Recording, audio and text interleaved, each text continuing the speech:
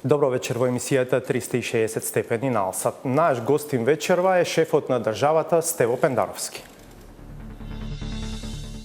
Едниот случај е Кумановските настани диво населје.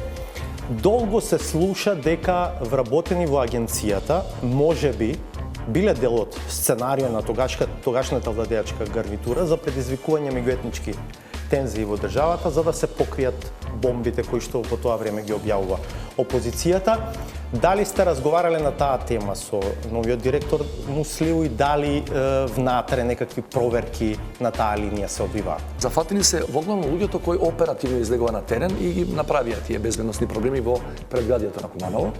Не се, колку што јас знам, а нешто знам во тој дел, не се зафатени луѓето кои дадоа наредба тоа да се направи, бидејќи тоа е договорен настан.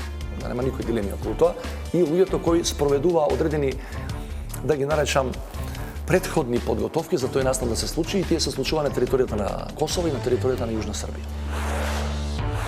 Останете со нас, интервјуто со претседателот Пендаровски почнува по кратка пауза.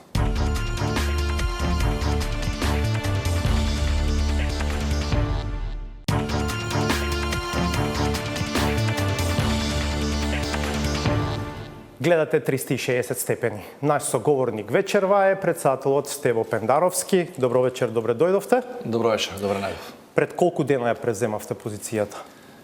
Пред 5,5-6 недели, предпоставам, 12-13 мај. Да, има повеќе од еден месец. Во ова студио последен пат бевте во рамките на оваа емисија, велам, на 21 јануари, пред точно 5 месеци. Тогаш добар дел од разговорот беше посветен на приемот во НАТО, се разбира бидејќи капацитетот во кој гостувавте беше национален координатор за НАТО, но дел од тоа интервју секако беше посветен на можноста да бидете кандидат за претседател. Може би интересно од денешна перспектива да видиме што рековте тогаш. Дали сум погодил, а? Да. Ајде. Никогаш не сум сакал да разговарам за амбиции, него за реалитети, дали е реално воопшто се вклучиш во трка. Во спротивно, гледам некои од потенцијалните кандидати и исто така велат, па да, зашто да не? Или преку своји микрофони. Значи, знаете што, дали имаш ти желба, кеф да бидеш претседател, премиер, министер, тоа треба да го оставиме за под дома. Прашањето е дали некој има реална шанса да биде избран, што ќе да кажам во превод, дали може граѓаните да го поддржат во доволна бројка за да биде. Иначе желбата е, јас сум бил 2014, аспирациите и амбициите во таа смисла за мене не се спорни. Јас сум бил веќе еднаш претседателски кандидат.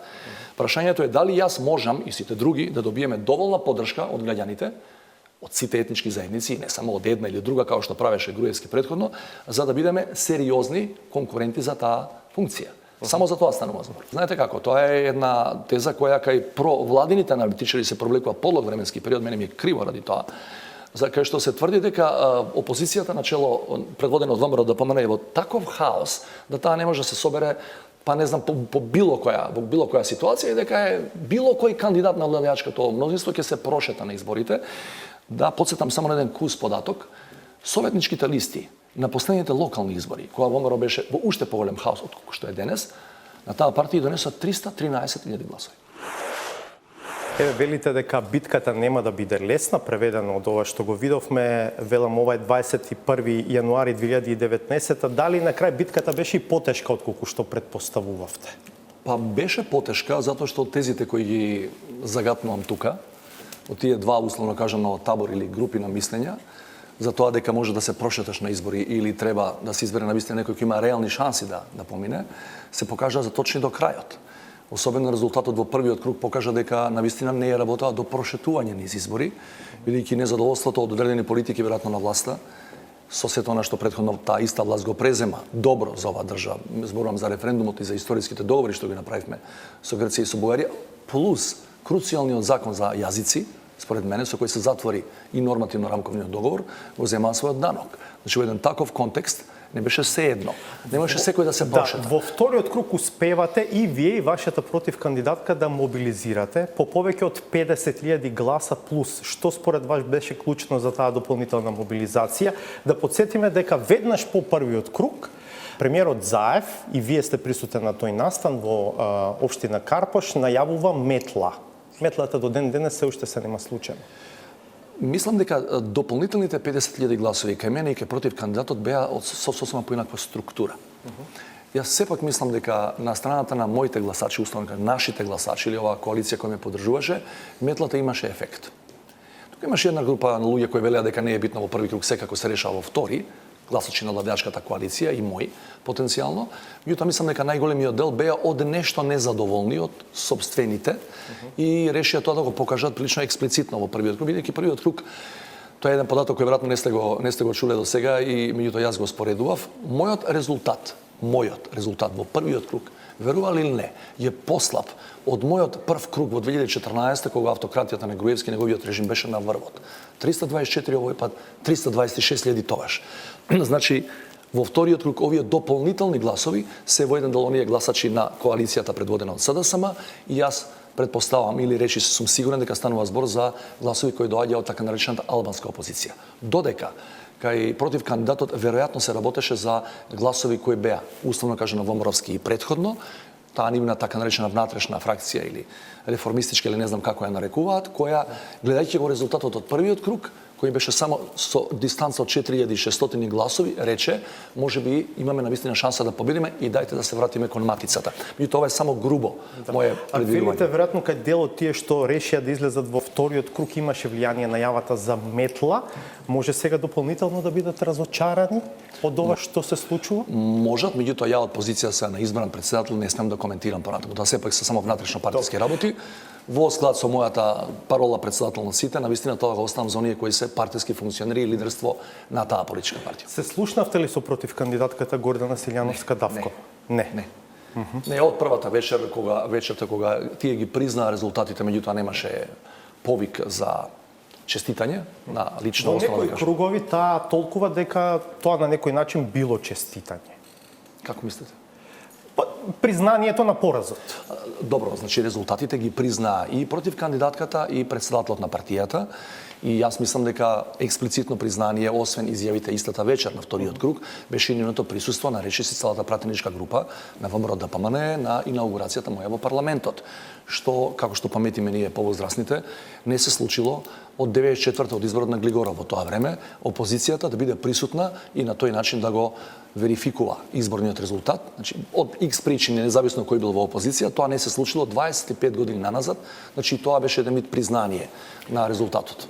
А би се слушнале, би се виделе, би разговарале? Зашто да не? Меѓутоа, јас колку што знам, според незините јавни изјави, таа бараше некакво извинување за нешто што било речено во кампањата и се разбира дека ако ја одам ја по истиот резон, ја можам да побарам исто така, не знам колку извинувања од нејзина страна, бидејќи знаете дека имаше прилично груби формулации за мене и за моето семејство од таа страна и од партијата и од неа лично. И јас мислам дека тоа треба да се остави на страна ако сакаме да комуницираме како демократи. Ако го оставите тоа на страна од оваа дистанца, каква е вашата оценка за целата кампања, за целиот изборен процес? Набљудувачката мисија го оцени како демократски и во рамките на стандардите. Значи, да се разбереме, опозицијата немаше да биде во парламентот на првата седница, ни при таа инаугурација, ако извештајот не беше таков и ако работите на терен не беа такви во двата круга, можеме да шпекулираме зошто сега беше така, не беше во некои претходни избори. Меѓутоа, овој изборен процес е за четврт столетие најчист изборен процес без било какви дилеми, кога двата главни кампа ќе го признаат резултатот, јасно е дека тука немало, освен некои ситни некакви потешкоти на одредени гласачки места, дека на остатокот од теренот било како што треба во склад со европските принципи и правила. Меѓутоа, ако зборувате за содржината политичка на кампањата, морам да кажам дека тука не бев добар прогнозер, беше далеку повалкана отколку што предвидував. Јас не сум вчера во политиката, сум видел многу работи, сум бил и во контакти со медиумите као портпарол пред бајаги години. Меѓутоа, толку валканици во само 20 дена плюс вториот круг не сум видел. Не зборам само за себе си, зборам за тоа што се случуваше на социјалните мрежи, кај што навистина беа луѓето, дел и мои поддржувачи кои беа брутални кон другите двајца против кандидати, што секако не им служи на чест на тие што тоа го правеа и не е добар знак за државата во целина. Не сакам да биде оправдување или да звучи како оправдување. Јас мислам дека сепак социјалните мрежи и таа експанзија неверојатна која е целиот свет ја доживува на тој план, практично носи такво море валканици и во други држави во светот. Во еден брифинг со новинари рековте дека на Блерим Река сте му понудиле некаква соработка, но дека тој откако размислил решил да не прифати. Дали има простор за некаков ангажман на Река понатаму во кабинетот на позиции на кои што председателот има влијание? И јас му понудив токму таков ангажман, меѓутоа тој имаше еден сосема солиден сет на причини да го одбие тоа и тие причини немаа врска со мене. Или со мојот перформанс за време на кампањата, меѓутоа не е коректно јас да ги кажувам неговите причини. Јас ги уважив, ми звучеа солидно, меѓутоа јас тоа го кажав и во кампања и нему го кажав по тој повод и мислам да го повторувам тоа и понатаму. Ние од кога ќе ги отвориме преговорите со Европската унија, господинот Блер им река, би морал да биде еден од предводниците на тимот кој ќе преговара барем по клучните поглавја 23-24, бидејќи неговото искуство и политичко и дипломатско и како професор е во таа област. Рековте, не сте се чуле со Силјановска, не видовме фотографија од средба со лидерот на ВМРО ДПМН Христијан Мицковски. Имавте контакт со него? Имав телефонски разговор со господинот Мицковски првите неколку дена од кога ја преземав должноста. Заеднички заклучивме дека во овој период можеби уште работите не се слегнати после така таа една бурна кампања. Значи заклучивме две работи. Прво дека треба двата кабинета да останат во постојана комуникација за битни информации, да се информираме што е од интерес за државата, се разбира. И второ заклучивме дека многу наскоро ќе имаме и средба. Јас се разбира понудив и тоа од негова страна беше прифатено, таа средба не мора да биде која ќе се случи и нема да биде само една. Предпоставам не мора да биде пред камери, не мора да биде во лайв стриминг. Битно е да се разбереме и да направиме комуникацијски канали кои ќе функционираат и во добри и во лоши времиња, не за се, туку за она што е моја надлежност, а е стратешки интерес Го на државата. прашавте ли Мицковски што мисли за Ерол Муслиу како директор на Агенцијата за разузнавање? Да кажеме дека тоа е вашето решение за таа позиција, тоа е новиот директор на Агенцијата за разузнавање. Да, не разговаравме. Тоа беше куст телефонски разговор. Разговаравме повеќе за начините на кои би комуницирале во иднина. Неку не стана збор за никакви конкретни персонални решенија од моја страна. Мислите дека требаше да го консултирате? Па ја бев знаете како, јас прво не можев да направам средба со господинот Мицковски кога би имале средба или кога би имале неколку средби, бидејќи Ерол не беше Муслиу наименуван веднаш од моја страна. Сигурно ќе доеше и тоа на дневен ред. Мојата заложба не сакам да откривам пред време, меѓутоа мислам дека за неколку битни кадровски позиции, како што е на пример кој ќе биде амбасадор во клучните центри во светот на државата Северна Македонија, не мој, не ваш, не на некоја политичка партија или коалиција, опозицијата би морала да биде консултирана и да бараме формална согласност од опозицијата која идеја во тој момент, туку на пример ние немаме амбасадор во НАТО на пример. Во Вашингтон нема амбасадор. Немаме во Вашингтон, немаме во Москва, немаме во Германија. Не можам да замислам за 4-5 битни позиции за државата во целина, ние да се крием или да, бидејќи мојата намера секако не е да праќам партиски кадри или партиски војници. Во таа смисла интересни реакции предизвика решението за главен советник за надворешна политика. Станува збор за Гоце Карајанов, навистина дипломат од кариера, од МНР, поранешен амбасадор во Москва. Интересно е дека СДСМ, кога е во опозиција, именувањето на Карајанов за амбасадор во Москва го критикува. Меѓу другото, затоа што таткото на Гоце Карајанов во исто време е амбасадор на Република Македонија во друга држава, стана збор за Стојан Карајанов, се смета дека семејството Карајанови повеќе инклинираат кон ВМРО ДПМН, можеби отколку реално кон оваа структура која што сега е на власт. Зошто се решивте за такво решение на таа позиција? Јас него не сум го познавав пред да дојде на првичен разговор за тоа дали би прифатил ангажман во мојот кабинет. Меѓутоа консултирав многу широк круг на луѓе, особено луѓе кои се вработени во министерството, па и пензионирани дипломати кои ги знаат состојбите добро. Неговиот татко го знам одлично, на времето беше на различни служби во различни дестинации, меѓутоа таткото си е за таткото, синот си е за синот. Не мислам дека тука треба да има некакво преклопување или поистоветување на тоа што таткото го правил. Инаку патем беше одличен амбасадор, Стојан Карајанов, беше во Косово и на Албанија.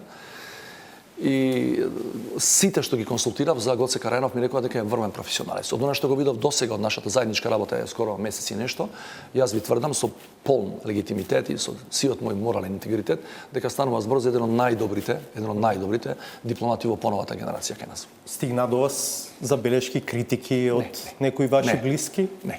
Не, значи морам да ви кажам, можеби ќе ме прашате за некои други именувања, дали од партиите или водечката партија кои се бореа за мене, кои ме номинираа, кои направија цела кампања во моја поддршка. Премиерот Заев беше на секој втор, трет митинг со мене заедно. Значи немам ниту еден индиректен коментар, ниту забелешка добиено за било какво наименување. И што е добра работа. Значи практично ме беа оставени отврзени раци. Тој добивте за именувањето на директорот на Агенцијата за разузнавање. Јас се видов уште веднаш наредниот ден се видов со висок представник на ДУИ. Да не прераскажам се некакви детали. пратен од председателот на Дуи Ахмети. Разговаравме прилично долго, че може би 2 часа на таа тема. Може ли да знаеме што се нивните забелешки за господин Сосема начелно, нивните забелешки беа во насока на тоа дека може би, според некакви сознанија, непотврдени, но сознанија на таа политичка партија, дека наводно господинот Муслиу имал некаква конекција со неколку препознатливи безбедносни политички случаи во изминативе години, например со диво населје, со досијата кои беа фабрикувани, ако ви текнува пред неколку години за челниците на ДУИ, со Монструм и така натаму, и јас едно по едно, бидејќи имам поприличен број информации за тие случаи, им кажував кои се моите сознанија, значи тврдам и сега го тврдам тоа дека господин Ерол Муслиу нема никаква, небитна никаква конекција со овие неколку случаи. Можно е кај дел да се случило да бидат помешани Хисен Муслиу и Ерол Муслиу? За еден од случаите, така наречените тие креирани досија, веројатно, меѓутоа во однос на другите нема никак. Знаете што? Значи ние сите знаеме што се бавиме со оваа работа и што сме на еден начин инсайдери и во безбедностите и во политичките кругови во Македонија, дека некаде грубо кажано, ова не е познато во македонската јавност, меѓутоа велам, тоа не е работа на пошироката јавност, некаде од 2011 година натаму, откога Западната алијанса беше на чисто дека Груевски не мисли да се асоцира во НАТО, беа дефинирани луѓето и во безбедносните служби кои беа за Западот и оние кои не беа за Западот. Ерол Муслиу беше првиот во групата која беше идентификувана дека е реално за нашите западни партнери, за западни вредности. Знаете што ме збунува? Ако било така, тогаш зошто бил на толку одговорна позиција во раководството на агенцијата? Зошто? Еве да ви го одговорам со еден личен пример. Например, по истиот основ. Дали вие или јас сум работел, јас во случајов сум работел со некого претходно, сте ги слушале тие коментари не само во кампањата сега што беше последна, дека јас имам работено околу 1 година, сум бил помошник министар за односи со јавност и шеф на аналитика во МВР во времето на Доста Димовска. Висок функционер, еден од највисоките на ВМРО ДПМН. Меѓутоа јас никогаш не сум ги застапувал тие политики, него сум работел баш професионално во таа структура која во тоа време имаше 2 истурени ВМРО-вски перјаници, Доста Димовска и Љубе Бошковски. Значи во тоа време Љубе Бошковски не беше овој, Љубе Бошковски беше прилично моќен и имаше еден друг светоглед и друг политички газда во тогашната влада. И вие може да кажете да, Пендравски работеше со ВМРО, работеше со СДСМ, работеше така натаму. Например, Павле Трајанов. Вие лично самиот велевте дека господинот Ерол Муслиу беше на најодговорната, можеби втора позиција во агенцијата. Значи не се соодветни споредбите, бидејќи вашата позиција сепак не беше извршна позиција во рамките на МВР. Овде вие зборувавте дека господинот Муслиу бил на позиција главен за операции. Знаете како, значи прво ја бев на прилично висока позиција во министерството. Бевте, но и самиот велевте не решававте не дававте наредби за акции и така натаму. Оперативни акции не. Јас бев шеф на аналитичкиот оддел, кај што доаѓа сите информации, се разбира, во оперативата не бев надлежен да дам ништо. Да знаете што агенцијата за разузнавање за целиот овој период, овој што го спомнам последните неколку години од владењето, внатре имаше неколку расцепи, да не ги замарам сега гледачите, неколку расцепи кои одеа долж самата владеачка партија, чии, ајде грубо кажам, значи луѓето на Мјалков има контра луѓето на Синиша Алексовски и западното контра источното, така наречено крило. Значи беше направен микс во највисоките првите 5 или 10 функционери во агенцијата. Значи тамо никогаш, што е право е никогаш немаше чиста ситуација и расчистен терен како што беше во УБК во тој период.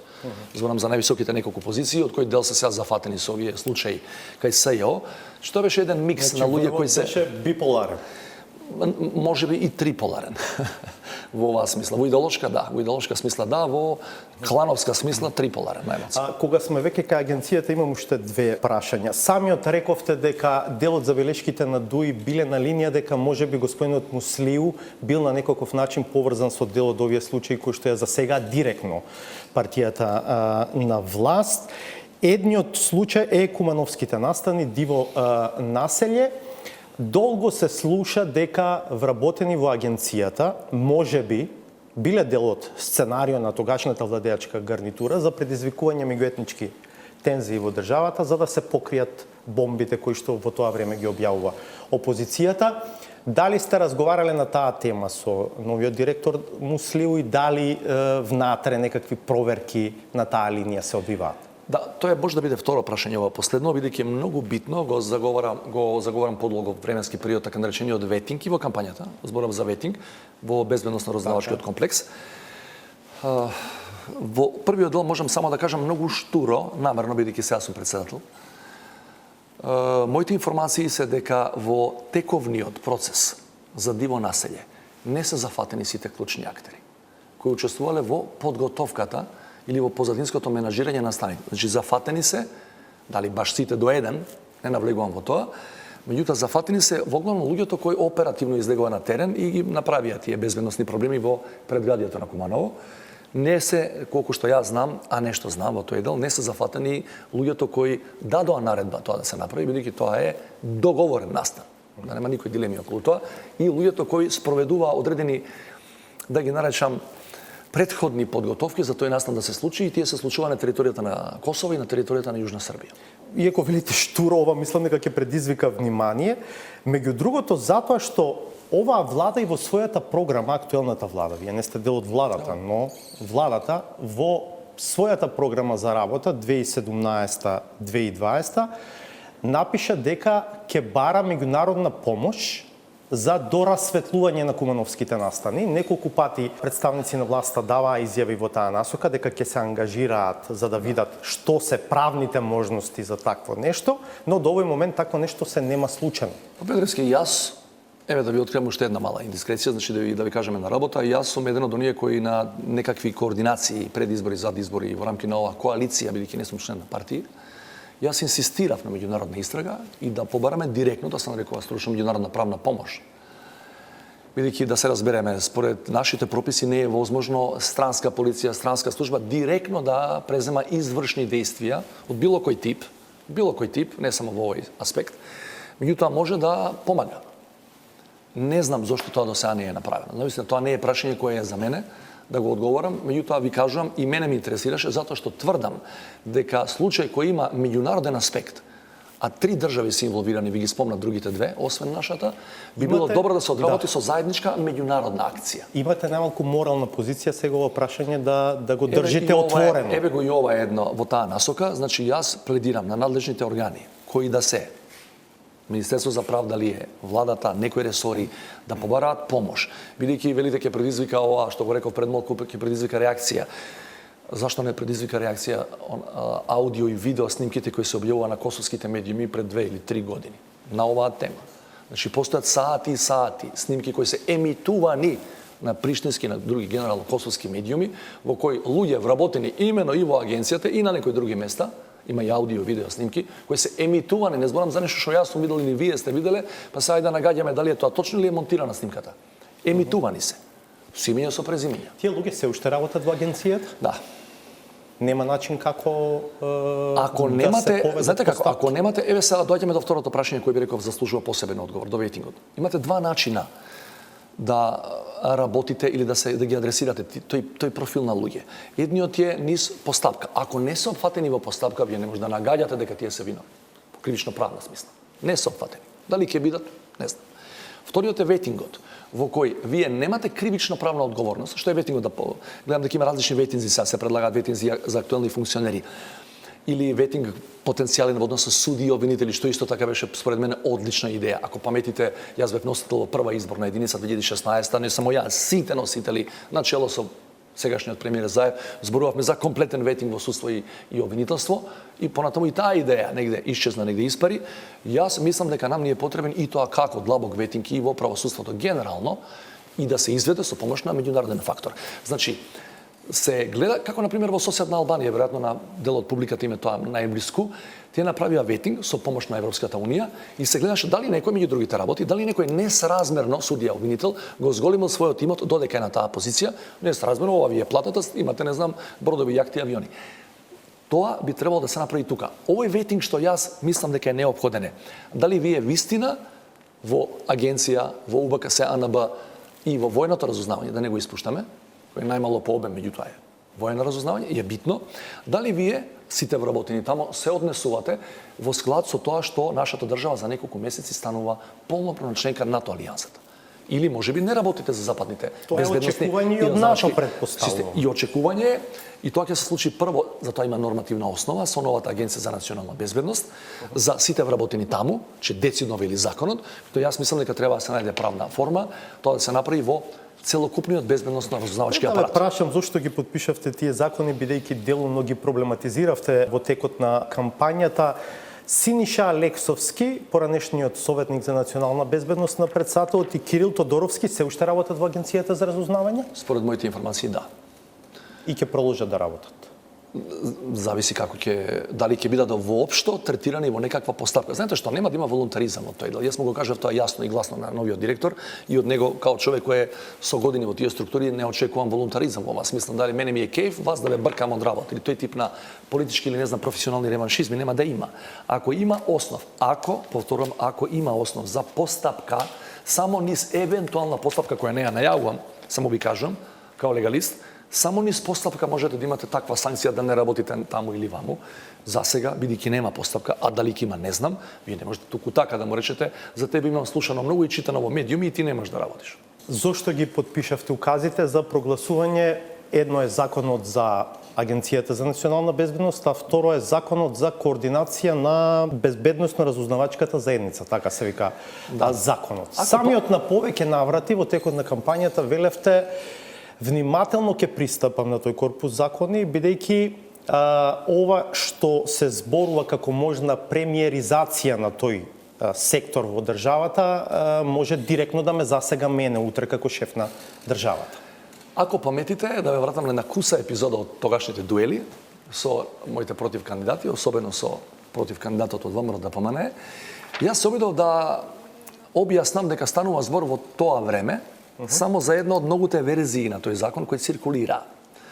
И се оградив во смисла дека тоа да е, не знам дали е финална верзија, она што јас сум го видел, претпоставам дека не е финална верзија, заради кампањата ќе се пролонгира и ќе се донесе подоцна. И бев со цврста намера, уште од првиот ден во канцеларија кога влегов, да од тој аспект го преиспитам тоа што е верзија или донесен закон. За публиката да кажеме дека законот предвидува формирање на така наречен совет за координација на безбедносно-разузнавачката заедница. Меѓу другото, премиерот е член на советот, заменик председателот задолжен за спроведување на рамковен договор, претпоставам сега друг, да, МВР, одбрана на дворешни, директорот на Агенцијата за разузнавање, на новата агенција, раководител на надлежната организацијска единица за воена безбедност и разузнавање во одбрана и законската одредба вели со советот председава премиерот. Има само една одредба која е додадена од нашите дебати од тоа време, подоцна, и ќе ви кажам на многу интересен начин е внесена, која ме натера да го потпишам. Добро. Инаку верзиите кои во тоа време јас ги имав читано, беа навистина во насока на засилување на улогата на премиерот во целокупниот тој комплекс. Предпоставувам мислите на членот 8, советот ги врши следните работи, ги разгледува и спроведува предлозите на Советот за безбедност на Република Северна Македонија доставени до владата. Е така. Советот за безбедност е кај мене. Ще станува збор. Првата надлежност на Советот за координација, сега што е, кај што премиерот координира главен е. Прва надлежност му е да имплементира препораки од Советот за безбедност што е кај председателот. Тоа не беше во сите верзии до крајот на кампањата. И знаете на чие, а не ми се налута со луѓето од владеачките партии, знаете на чие инсистирање е внесена таа одредба сосема на крајот на завршните сесии на таа комисија експертска на предлог на представник на ВМРО ДПМН. Благодарам за тоа. Да не го именувам, пратеник е кој има искуство во таа сфера, рекол ова оди во таа насока, не е не заради Стево Пендаровски, меѓутоа треба да имаме баланс. Првата надлежност е да внимава што ние, односно Советот за безбедност на председателот на државата, ќе заклучи и ќе препорача. Го формиравте новиот Совет за безбедност? Кај вас? Ја гледам дека сакаш да добиеш ексклузива сега. Па не, доволно ексклузиваше до сега, мислам дека е доволно интересно интервјуто за следење. Многу време ми одзема. Тоа затоа што сакав навистина како и сите други позиции во кабинетот прилично да ги претресам луѓето кои сакам да ги ангажирам на различни места од сите аспекти, не само од аспект на професионални референци, него и од аспект на политичка отпорност, бидејќи не сакам изслужени партиски кадри кои имаат лојалност кон партијата или кон лидерот. Туку сакам да имаат лојалност кон законите и уставот на оваа држава, подоцна кон мене како нивни работодавачи. Таму има членови по функција? Тоа се 9 члена се, 6 се по функција, 3 председатели држава, влада, парламент и 3, да не ги наречем сега клучни, меѓутоа важни министри во оваа сфера, внатрешни, надворешни и одбрана, и 3 по предлог на председател. И ви велам околу, се зафатив со таа работа од самиот почеток на мандатот и можеме да кажем деноиве завршив со таа селекција. До крајот на следната недела ќе се обидам да ја направам, да ја организирам, ќе се обидам затоа што имам патување надвор. Половина од таа следна недела сум во Берлин. Ќе се обидам да направам прва конститутивна седница, меѓутоа составот е практично дефиниран. И можеме да ви го кажем ако ви интересира. Значи, 3 члена по мој избор ќе бидат Трајан Гоцевски. Тоа е првиот министер за одбрана. Првиот министер во експертската влада на Клюсев, човек со огромно искуство во оваа сфера. Сега во пензија, меѓутоа знаеме, неговите референции се бескрајни именно во сферата на НАТО интеграциите, безбедноста, одбраната и така натаму, и политички и теоретски. Ветон Љатифи, професор на Штуловиот, така наречен да универзитет, и Ненад Марковиќ, професорот од правниот факултет во Скопје. И тоа мислам дека решение или мој предлог ќе предизвика најмногу контроверзии или евентуално и кај партиите кои ме поддржуваа, не затоа што е член на некоја партија, туку затоа што Ненад Марковиќ е човекот кој во 2 наврати јавно го поддржа Ѓорги Иванов, вклучително и 2014 кој јас бев против кандидат. Сега ме прашате зашто го предложивме него? Не затоа што сакам да се разликувам. Ненад Марковиќ потекнува од катедрата која што практично во еден период ја води Ѓорги Иванов. Што мене ми Иванов. беше битно, што тој го поддржа Иванов 2014 контра мене. Меѓутоа никогаш не последните. Никогаш и 14-та не ги застапуваше неговите политики. Тоа ми е битно. Ставовите на Марковиќ се јавно познати и тие никогаш не биле на линија на тоа што го работел Иванов или тогашната владеачка партија. Тоа не значи дека биле на линија на актуелната влада, не, напротив, биле секогаш критички. Драго ми е што го одобруваш моето решение. Добро. Датумот за почеток на преговори со Европската Унија е политички можеби најактуелното прашање во овој момент. Големо разочарување предизвика одлуката на Советот на ЕУ да ја одложи одлуката до октомври. Во заклучокот сега зависи кој како ги чита и ги толкува, нема гаранции дека и во октомври ќе има датум. Дали вие верувате дека сепак октомври ќе биде последната подвижна мета на овој план? Реално, европските институции така постапија заради ставот на германскиот Бундестаг. Она што е важно, и ја не сум сигурен дека до крај ги убедивме нашите луѓе, нашиот народ, меѓутоа за тоа има куп докази. Одложувањето за септември, односно октомври, септември Бундестагот, октомври европските институции, е само од технички причини. Че можеме да седнеме да ги анализираме сечи изјави, вклучително и на владеачката партија во Германија. Може би 1-2 пратеници ќе кажат, треба уште нешто, меѓутоа ставот на германската влада е кристално јасен. Ставот на холандскиот парламент е кристално јасен во однос на таа така наречена motions или петиција документ, во однос на Македонија зборувам. На Франција ставот не го знаеме. Ставот на Франција го знаеме, мене ми е криво што луѓето од влада кои доаѓаат кај тебе тоа не ти го соопштуваат или на македонската јавност. Ставот на Франција е кристално јасен. Зборувам за Македонија, за Северна Македонија, е чист дека тие нема да прават никакви приговори за почнување на преговорите. Значи, ви тврдам дека во овој момент, вие можете на маргините на дебатата и во Франција да најдете некој кој ќе рече, на пример, Натали Лоизио, министерката досегашно за Европа, ако не се лажам, ми беше името, која има и беше во Скопје. Кај нас позната, да. Беше во Скопје, имаше брутални ставови. Бев шокиран од тие ставови. Таа беше сега во кампања за Европскиот парламент и доби место и вели, и кога бев министерка, вели, ја ги блокирав Албанија и Северна Македонија, што не е точно. Не сме блокирани ниту денес, ниту во време кога таа била министерка, че такви изјави ќе чуете, но ви тврдам, ниту францускиот председател, ниту француската влада има против почнување на преговори за нас што е можно побрзо, вклучително. Значи само Сигурен сте во ова? Апсолутно. Апсолутно, значи разговарав со сите битни носители на функциите во клучните европски држави или во оние што до сега беа прецепирани од различни причини како можни, да ги наречам, обструктори на процесот. Значи зборам за Франција, Германија, Холандија и Данска. Значи вие сега го сведувате прашањето на неможноста или не? Да. Ете, Еве да ви знам. кажам, од овој момент, значи германскиот Бундестаг не е, sad да се изразуваме пежоративно за нашиот парламент. Не ова нашиот македонски парламент или не знам кој парламент, па ќе се сретнеме вечерва, ќе се договориме по телефон или на Viber и ќе издасаме 150 закони во една ноќ. Еве да ви кажам, од овој момент сега се знаат двете сесии есенски кои ќе се одржат во септември и се знае дневниот ред на германскиот бундестаг. И на првата сесија која ќе биде 13 до 15 септември и на втората која ќе биде во последната декада на тој месец. Така работат германците. Од она што го чув од премиерот Заев, од неговата средба со Ангела Меркел, значи без дилема е дека ставот е тој.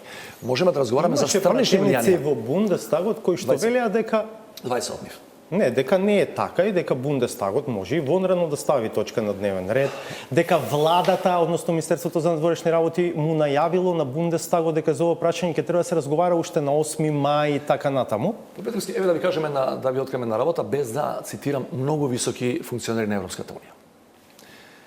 Главниот со кого се главниот не сретнавте само во овие со кои што се сретнав и со оние за кои сретнав, а немавме соопштение. Што не беа тајни средбите меѓутоа. Во овој момент најважното прашање во Брисел е кој каде ќе биде во новата европска архитектура, новата Европска комисија и во новиот Европски парламент. Че ако верувате, еве една средба, не сум сигурен дека воопшто од кабинетот дадовме соопштение, на моје инсистирање се сретнав со 20 клучни луѓе на зелените во новиот Европски парламент. 20 се огромни лобисти за европското проширување и особено на нашата држава. Германците и 20 и тоа што нашата јавност претпоставам не го знае, за прв пат по Втората светска војна германските зелени се најсилната политичка партија. На последните анкети има 26%, СДУ е со 25% и така натаму и така натаму. Чи тие ме убедува и мене и другите дека во тие денови кога бев во Брисел, сретнав со 20-та, ми рекоа дека сега има исклучителна борба во парламентот кој уште не е конституиран за тоа кој ќе биде шеф на одделни комисии, особено повлијателни во идниот Европски парламент. И од нив добив дел информации дека станува збор за невидена политичка ровска битка за тоа кој ако ти го добиеш председателот на комисија, ја ќе го добијам председател на Европскиот совет, така што верувајте ми проширувањето ни Македонија, ни Албанија, не им се ни на крај памет. Ја прави неизвестно одлуката за Северна Македонија во октомври. Не. Значи, тоа така наречено ровско конфронтирање меѓу различните политички фракции е сега и треба да заврши. Се да бидам искрен, Могерини рече дека е можно, бидејќи минатиот пат било така, дека е можно да се пролонгира и преку летото таа битка, бидејќи има тука различни политички интереси, и подалеку од август ме вели. Меѓутоа, јас очекувам дека во времето кога германскиот Бундестаг ќе носи одлука септември и кога треба ЕУ со новата постава во октомври да донесе одлука, дека таа битка ќе биде завршена комплетно по сите битни позиции. Можеме да дебатираме за страничните влијанија во регионот. Грчки избори доаѓаат, ставот на Бугарија не омекнува, туку зацврстува во однос на работата на заедничката комисија за историја и така натаму, али тоа се балкански работи. Европските треба да завршат и оттаму навистина не очекувам никаков приговор. Кој се на агендата во Берлин на вашата потврден се Штајнмајер, председателот и Хајко Мас, германскиот министер за надворешни. Имате ли средби во Бундестагот или тоа не е ниво за шеф на држава? Да не звучи пежоративно, германскиот Бундестаг е сечие ниво, меѓутоа до сега не. До сега не. Имам два настапа во двата најсилни think танка во Берлин и тоа е тоа. Еден ден е посетата. Добро, ги споменавте Грција, Бугарија, немаме уште многу време. Мислите дека Грција може да биде нов проблем на патот кон ЕУ ако таму победи нова демократија, така велат анкетите? Многу е неблагодарно да се прават проценките што човек од кога ќе дојде на власт може да прави.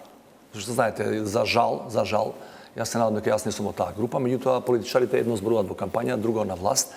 Кога се на власт ја признаваат реалноста околу себе, од сите информации кои ги имаме за сегашната грчка опозиција и незиниот лидер, па и луѓето кои се во најблиското негово опкружување и формално и неформално во рамките на неговата политичка групација во Брисел, не би требало да има такви обструкции, особено не за почнување на преговорите.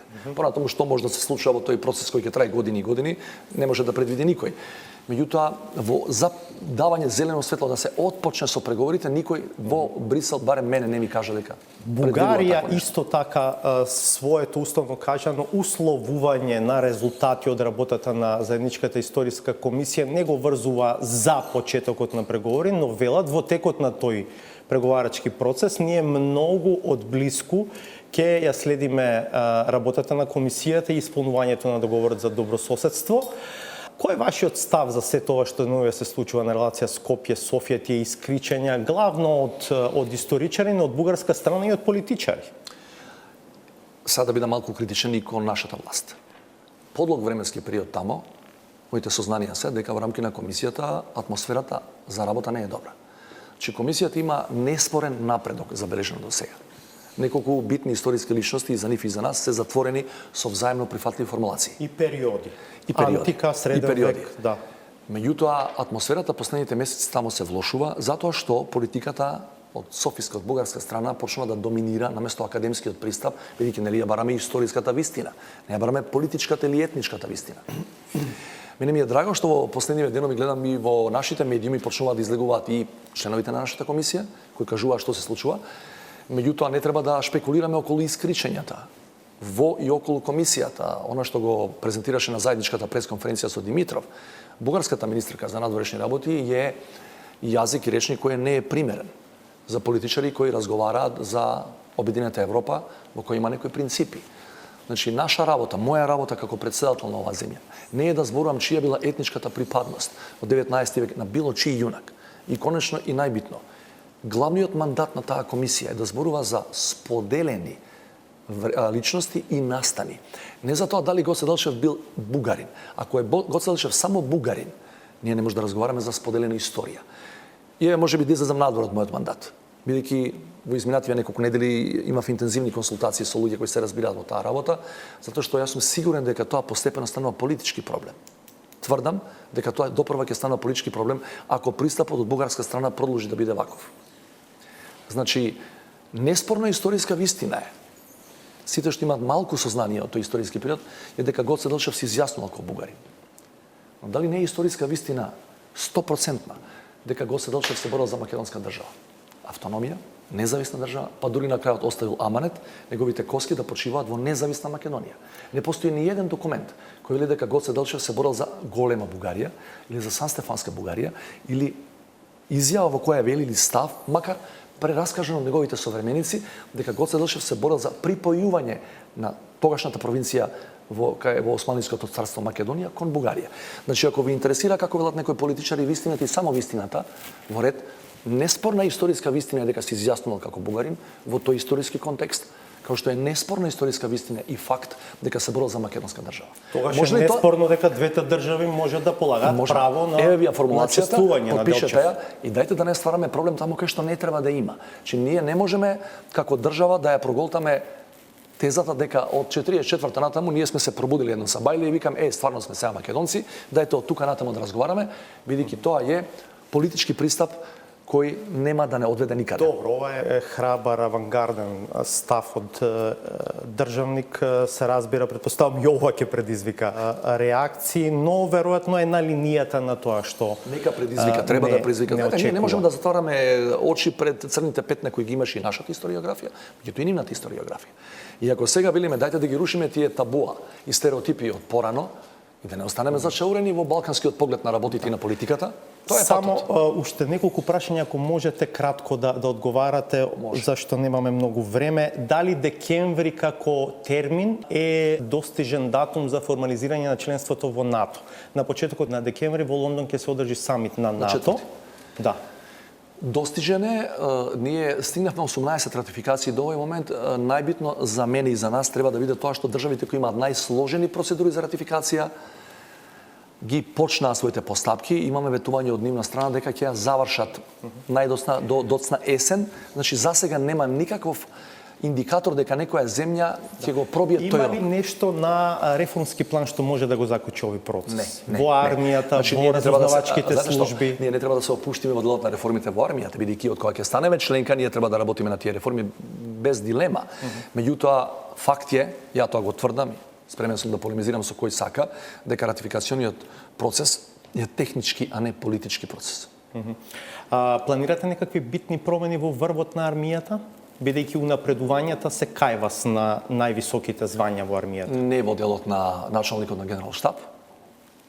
Сигурно не на таа позиција, меѓутоа во делот на некои други позиции во генералштабот, она што е надлежност на председателот, тоа е само унапредување во генералски чинови или тука некакво разместување во рамки на генерал. Се надмина проблемот со тие укази што ги потпиша Иванов во изборен период? За жал не се надмина, се уште не сум ги потпишал тие документи кои треба тие укази да ги стават вон сила, иако за 5 во тоа време именувања се неспорни правните основи за нивно повлекување, да не навлегуваме се во објаснување на правната терминологија, бидејќи е прилично компликувана, бидејќи тоа е без преседан потек, меѓутоа не се основани затоа што, зборам за 5, да не спомнам имиња сега, кои се направени во време на изборна кампања.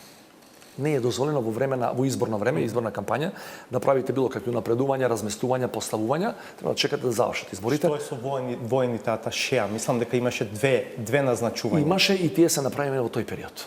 На страна каков е кадровскиот потенцијал на споменатите личности? Тие ќе ги повлекувате? Да. Значи, тие правни акти ќе се договориме понатаму со мојот правен тим, у која правна форма тоа ќе го направиме и тоа ќе биде многу брзо, веројатно на најкасно почетокот на следната недела, и тоа не може да не држи вода. Знаете зашто?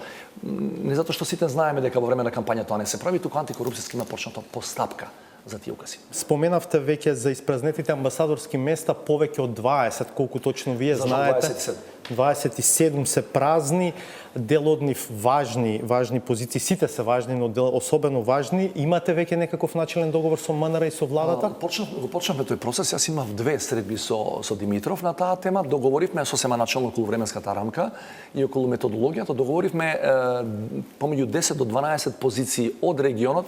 4 од нашите 5 соседи немаме амбасадори.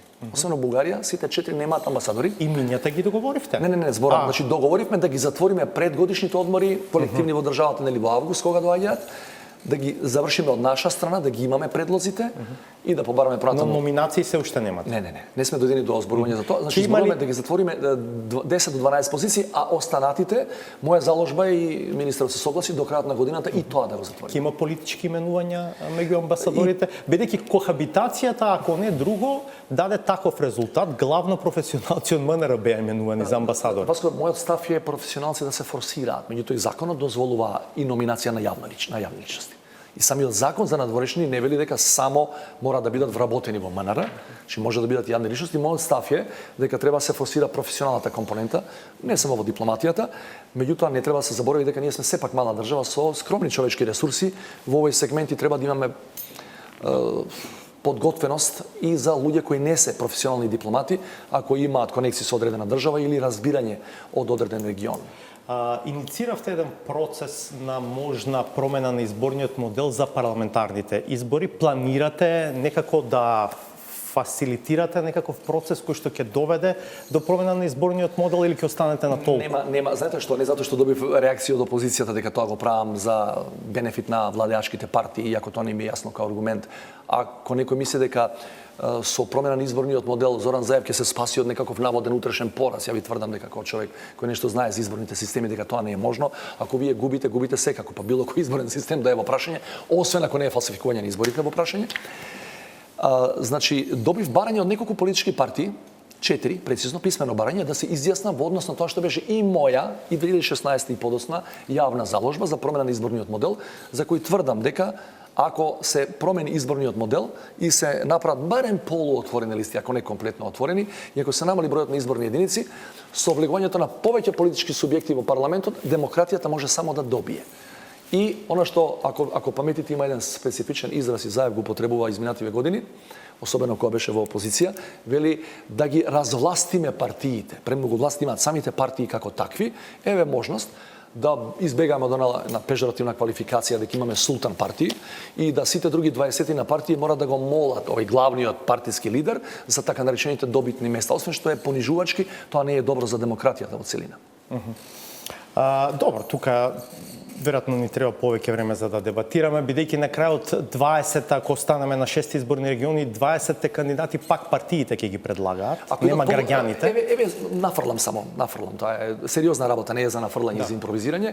Ако останеме на 6 изборни единици, ако се полуотворени 10 ќе ги предложиш ти како партија, другите 10 ќе кажат гласовите на гласачите преку така наречено преференцијално гласање. Да, но пак на списокот ќе бидат кандидати што партиите ќе ги Се кажат. види луѓето кога се здружуваат во политичка партија имаат некој резон зашто го прават тоа. Не може баш се здружуваш за да артикулираш политички интереси. Сега сакаш и ти да бидеш чуен некаде. Но партиите нема да бидат сега првиот и последниот арбитар, особено лидерите, кои ќе биде пратеник утре. Завршуваме, побаравте вонредна ревизија за работењето во мандатот на Иванов. Влезе државната ревизија? Тоа е за жал, за една сериозна тема, тоа е добивме едно комично образложение од Државниот завод за Дека ревизија. не сте во планот. Не сме во планот, не кажа и дека ние направивме неодамна во март месец, значи усред кампања направиле вонредна ревизија во кабинетот. Можеме да ви кажам дека резултатите се кристално чисти. Меѓутоа на моје инсистирање, рековме ако треба, ние од нашиот претседателски буџет кој е 1.150.000 евра до сега, што не е огромен, дека ние ќе платиме вонредна ревизија и договорено на 15 јули, не можеле порано, ќе влезат и ќе направат вонредна ревизија, бидејќи немам намера да аминувам резултати на било кој државен орган во време додека не сум влезен уште во канцеларија. Благодарам што бевте дел од 360 степени, благодарам што вашето прво претседателско интервју го давате во оваа емисија. Благодарам за поканата. Останете на Алсат, по паузата е саботажата.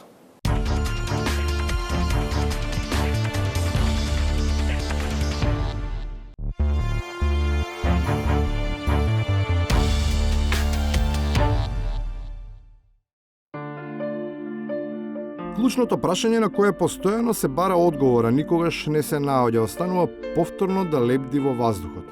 Како празен балон над ликот од стрипот, во кој главен е секој жител на ова парче земја. Каква е македонската ситуација? Реално, оние што се директни посочуваат на недостиг на неформално образование, односно на традиционално воспитување, кое во комбинација со неквалитетен школски систем продуцира само полупроизвод, кој лесно го адаптира стекнатото незнаење на современиот начин на живење. Каква е македонската ситуација? Да фоли ни фјаuli. Përpara shkollës kisha kushijen e raushit. Sot shkollevona i duta. S'ka spas. Smrt фашизов, слобода народ. Доброто е систем во којава крилатица доминираше, сепак во голема мера е застапен и во актуелниот јавен живот. Една од неговите последици е тоа што тој диктираше и се уште провоцира таков однос со барем еден од комшиите, за кои натаму има нулта толеранција, а тоа баш ја компликува и онака замрсената сегашност и иднина, свртена кон минатото. Каква е македонската ситуација? Ако не ви се допаѓа начинот на кој што македонската држава ги третира, еве да речеме бугарите кои живеат во земјава, зошто сте тука? Зошто едноставно не одберете Бугарија за живење?